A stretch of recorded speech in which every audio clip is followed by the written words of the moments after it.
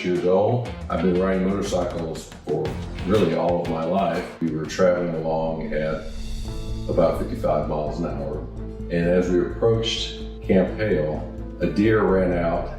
I actually didn't see him until he hit the motorcycle, which caused the handlebars to snap to the right and caused a low side crash. I slid for over 150 feet. The paramedics arrived, loaded me up in an ambulance, and took me to Vail Valley Medical Center. I knew my collarbone was broken. Ribs didn't feel very good either. They took me for a CT scan. I spent 7 days in the hospital and then a couple more days in Colorado, and then was able to go home. On the exact same day, 1 year later, we were back in the area on another ride, and we stopped at the scene of the accident.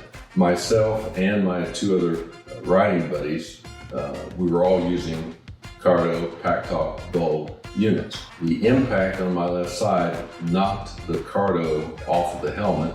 We knew it was lost on the side of the road. One of my friends wandered around and found the Cardo unit, which was about 10 feet off the road, and it had been there undisturbed for a year.